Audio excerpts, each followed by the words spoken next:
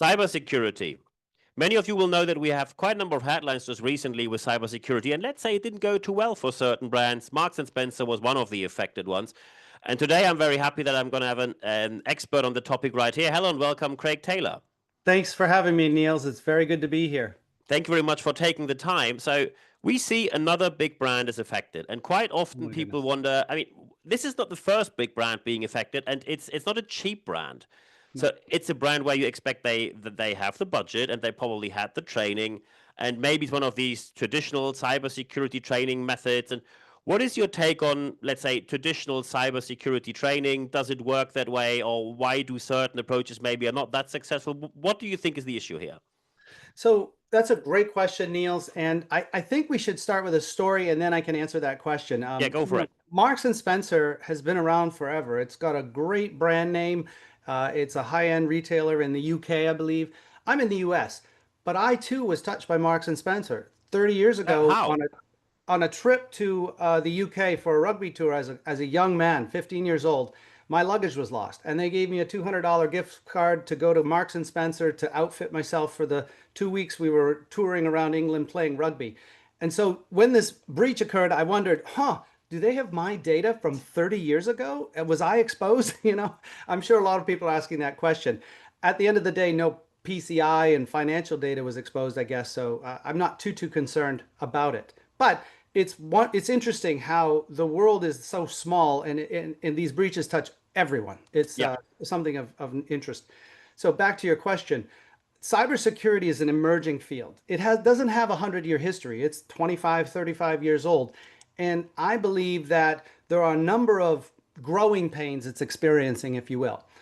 For example, there is this problem with employees clicking on links leading to exposures, breaches at companies.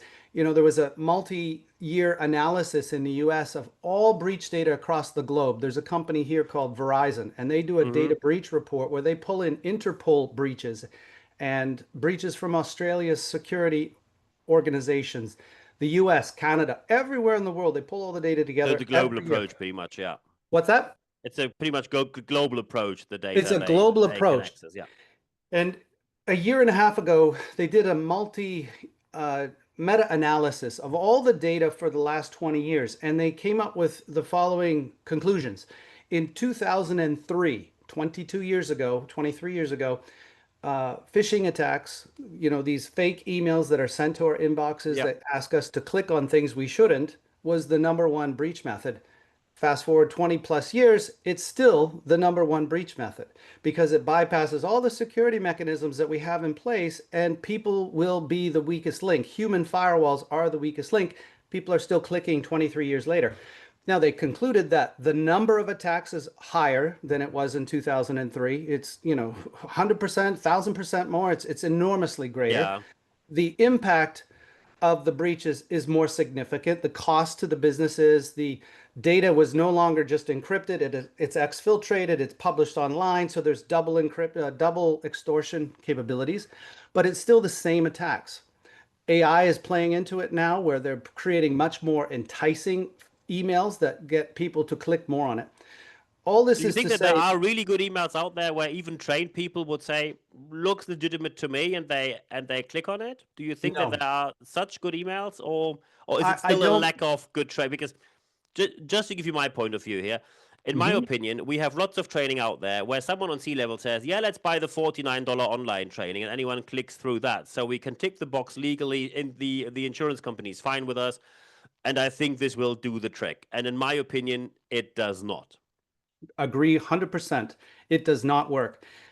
So, just to step back for a moment, I have a psychology degree before I entered cybersecurity. Yeah, I saw I that. Yeah. studied operant conditioning, the effects of punishment versus negative reinforcement versus positive reinforcement. And for 80 years, psychology has concluded if you want to change behaviors, in other words, you have a desired outcome of people behaving in a certain way, don't punish them to get them to do these things. You must reward the good behaviors you want to see them continue and internalize. Punishment is external locus of control. If you remove the punishment, people go back to their habits. No Mm-hmm. different than if you train a dog with a shock collar and the dog goes outside without the collar on, they're Yeah. going to do whatever they want. Yeah, of course. So train the dog with treats, reward them for the good behaviors, and then if there's a potential for a treat or a reward, you say come, the dog will come. You want a certain behavior, it changes behaviors. And I don't know why, but I'm sorry, cybersecurity has focused too much on punishing bad behaviors, clicking on Ah. links via phishing Mm-hmm. emails. So this is the area where I think the whole industry needs to course correct a little bit towards positive reinforcement. To your point about training, you can train people not to click and threaten them with punishment, and it only works to a certain extent. I No can. different. This is really interesting because I can name you an example which just happened last week, where a CIO person told me they now have this new program in place where they send out fake test emails, and when someone clicks on a forbidden link, they are reported to IT. They have to show up there. They have to talk with HR, and they will be sent to a training as a consequence of that. So that is the punishment wrong Yes. approach. It is absolutely the wrong approach, but Wow. it is what the entire industry has practiced and developed and tried to make better and more automated, and it does not work. Right now in the US, I have four universities studying the our own approach at Cyberhoot, where we reward good behaviors with gamification, certificates of completion, continuing education credits, avatars that grow in ferocity and defensive lookingness as users complete and build their cyber awareness. Their cyber literacy is what I call it. Yes. And all of those are benefits and rewards for doing the right thing, such as looking at an email. We have an exercise, and you look at the sender and you say, is this typo squatted or not? What does that mean? Well, if you get an email from Netflix, a universal across the world, and it's missing the I in Netflix.com, guess what? It's not Netflix. Yes. That is a hacker approaching you to get you to click on something to give your credentials or provide something you shouldn't. And if you don't teach the good behaviors of inspection, of understanding why hackers create urgent and emotional email appeals to get you to react without thinking, because when you react instead of respond with a pause, you make more mistakes. These are the good behaviors that we need to reinforce across the industry as educational events for individuals, not this report you to HR, have a meeting with, your manager and HR, and three strikes and you're terminated. Yeah. That just creates fear, uncertainty, and anxiety in your employees, and it crushes morale. Morale suffers. You actually will lose clients if you do this to if you're a managed service provider and you're doing it to your clients. You will lose employees if you're an IT department and you're forcing your employees through this stuff. It's no way to live. But if you can create a positive educational, here's the good things, and we reward these good things, and as you get better and better at it, you get more rewards, you're going to have a happier, higher morale, and more effective behavior change over time. It's a proven, going back to my psychology, a proven psychological effect. Positive reinforcement changes behaviors. It's initially external, then it's an internal locus of control over time. That sounds like cybersecurity moves a bit from being basically an IT issue, because that's what most leaders do. They say, look, IT has to sort this out. I'm an economics person with an MBA, so I just do my stuff and you do your stuff. So it moves to being more of a leadership thing to take care of Yes. cybersecurity. Yes. Yes. As you look at this, and this is the leadership podcast overall, it's been a challenge for me as the head of Cyberhoot to say, industry as a whole, we have competitors in our space that are worth $6 billion that are doing it better and better in the punishment way. And, we look at them as the Goliath and we say, this is not the right way, but it's hard to be heard when you have the entire industry focused on one thing. Yeah. But slowly and surely, we're seeing some companies are building in reward mechanisms to Mm-hmm. train and teach and reward the good behaviors we all want to see. And that's where we're seeing the most promising benefits. right? From an economics perspective, if you said invest $1,000 and you could invest it in a punishment system or a reward system and you could measure the outcome, your outcome of the financial benefits, the return on investment, will be up here for rewards and it'll be down here for punishment. And by the way, rewards are long lasting. The behavior changes. So if you remove the reward system, the people still understand what they're supposed to do and they will do it because it's now intrinsic. Punishment, you remove the punishment. Let's say, oh, we're getting too many terminations and too many departures. Let's remove the punishment system. Well, your clicks will go way up. Your enforcement mechanisms are gone, so people will do whatever they choose, and they don't have the skills to identify when they're under attack, and it will be a real mess. Mm. So let's think you have someone listening to this podcast right now or watching the video here on YouTube, and then they say, okay, I know this is a good approach. However, how do I convince my senior management, my executives about that when especially their, let's say, IT literacy is, let's just say, not top level, and also they are used to the punishment system and they think it works well. So how do I convince them, especially when they are not really into the topic and they say that's an IT issue, talk to our IT guy, please? Well, until the study we're in the middle of is actually published with empirical research proving this point, right? We have 4 universities in the US studying the affect and the effect of positive reinforcement on phishing and cyber literacy skills. Until that comes out and we can hand you the evidence that says it's a proven fact, because anecdotally we have the evidence, but we need empirical data. Until then, science leads the way. Fully agree. right, exactly. Until then, there's nothing that stops you from trying a free trial of our product or something similar that basically rewards these skills alongside I whatever you're heard the doing magic now. words. I heard What's the that? magic word free. So people can, but wait, people can use Cyberhoot for free? Whereas, Yes, absolutely. Individuals can sign up at cyberhoot.com/individuals and have free access to our tool. All of the awareness videos and the phishing simulation, the positive reinforcement phishing, to teach them how to phish, feeding them for a lifetime of confident, efficient, and secure email processing. Once you see it and try it, there's a lot of dots that get connected in your mind saying, well, first of all, I understand this for the very first time. That is a wonderful feeling to understand why hackers use urgency and emotionality to target me. Now I'm immune to that approach. To understand the specifics of typo squatted domain names and know what to look for and why. Oh my goodness, I love that. And then the feeling also comes over you that I'm not anxious and fearful and worried. I'm confident, efficient, secure. It proves itself in just a matter of exercises. And at that point, you can sign anyone you want up individually. And if they decide, then they can move forward with a free trial. nice one.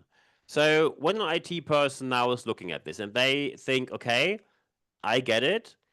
At the moment, we have a different approach. And maybe people say, I have a feeling of I might risk my career or my next promotion or my next salary raise when I say, hey, look, we've done something wrong in the past. So how do we overcome the barrier of not doing finger pointing, blaming someone, or simply saying, hey, for the last 10 years, we've not done it very well, so we need to change directions? How do I do that professionally and courteously in any way? Well, you can look at the facts of the matter. There are 5 or 6 really critical flaws in fake email phish testing. I don't need to get into them here, but there is a problem with the domain you can email from. It has to be nothing remotely related to the vendor you're impersonating, which dumbs down your employees. You cannot use netflix.com or any version of that in a test email exactly how hackers will hack you, but you can't because Netflix will send their lawyers after you to Yeah. prevent this. There's a metrics problem. Anyone that does not open the fake email inside their inbox, there's no metric for them. You don't know what they did. They didn't see it or they did. They didn't open it or there's just no metric. So you only ever see 50% of your users with the traditional method. It creates, and we know this to be a fact, fear and anxiety, and the I team is flooded with questions. Is this email a phish? Is that email a phish? So the scenario and the situation we're all faced with is dismal to begin with. If we say, try something different to address these failure points that we know about, because every assignment from a Cyberhoot or a Hootfish exec, you get a metric on every person. You know that they did it, and if they didn't, you can follow up with them until they do. You get a maturity rating based on how they scored. You have realistic examples of how hackers hack us to teach you the typo squatting and the nuances of phishing. All of those things are clearly, articulately address the shortcomings of traditional fake email. So try it alongside it if you can't replace it initially. Just try it for free and give it a shot and see how your users react to it. We know in our anecdotal evidence, we had an MSP with 50 clients, 40 were in it in 3 years of time. Not one of the 40 clients in this 50 customer base were breached. 2 of the 10 were that refused the positive reinforcement Yeah. training. Also, the employee affect, the self-reporting of how are you doing in cybersecurity was much, much higher in the 40 companies that were using it. And so there's just it's almost overwhelming evidence from anecdotal. Again, until that empirical study comes out, and your gut instincts. Here's the best part. Imagine training a dog with a shock collar or treats. Who's happier, the treat-based dog or the shock Yeah, collar the dog? treat-based dog, obviously. The other Right. the other option, I think, is very close to animal torture. If it is not straightforward animal torture, I think. Right. And why are we doing that for our employees? How is a shock Good or a point. punishment basis of employee treatment where HR meeting, manager meeting, 3 strikes, you're terminated versus positive reinforcement treat based? Hey, you did a great job at this. If you're ever a coach in any sport, you know that there's a hamburger sandwich. You could have done this a little better. This you did very, very well. And let's apply this to that so that you have this positive reinforcement of the good things and an awareness of the bad things. And you combine it and you have better outcomes. Excellent. So, just to wrap this up, when we now make this decision, we all know that any decision regarding cybersecurity is a high risk decision. And when you talk about your experience, you were the risk manager for Vistaprint, I think, and for Chase as well, Chase Banking. So you have intense experience of high risk decision making. Could you give people a hint on any framework how they make these decisions or how they can present these decisions in a way that actually convinces people and that they actually go down the right way? Yeah, you need to measure outcomes. I think the ultimate guide is what can you provide from a metrics perspective on the success or failure of your company. It's not to say that a fake email test of employees is never to be done again. But if you educate, just as in you go into a university class and you learn the material over the course of a semester, and then you have a final exam, Mm-hmm. so too should you do that approach within your businesses. You should teach the raw material, the knowledge that's necessary to understand phishing, password hygiene, all these cybersecurity topics, and then trust but verify with a test, a fake email phishing test after the knowledge has been transferred in. That's the ultimate goal and the metrics that you can bring to leadership saying, before we started this, we had a failure rate of this, and we know that the news in the industry and the Marks and Spencers of the world, whatever we're doing is not working, not enough. And so as we've gone through this program, now we have X percentage of compliant employees. They are all doing their assignments. We know for a fact every last person all the way up the chain, because let's not forget, CEOs, C-suite are the least likely to complete their training assignments. And if you can't measure that, you have a Yeah. big problem. Yeah, absolutely. So wrapping this up, when people now say, "Hey, I think this is a good idea," how can people get in touch with you? Where can people find you? And could you maybe again mention the free aspect because I'm sure this is Yes, attractive to many. of course. So anyone can inquire via sales@cyberhoot.com about a free 30-day trial of our platform. Or if you're an individual and you just want to kick the tires and give it a go, register for free for life. We don't cut it off after one or two trainings. It's good forever. Cyberhoot.com/individuals, and you can sign up and continue your cyber literacy education there for free. giving yourself, quite frankly, a leg up on anybody else in your industry, any competitor to a job you're in. If you have cyber literacy skills, they will take you far in this world. Yeah, excellent. I think these are the perfect final words. Cybersecurity, more of a leadership issue than an IT issue. Craig, thank you very much for your time. Been my pleasure, Niels. Thank you.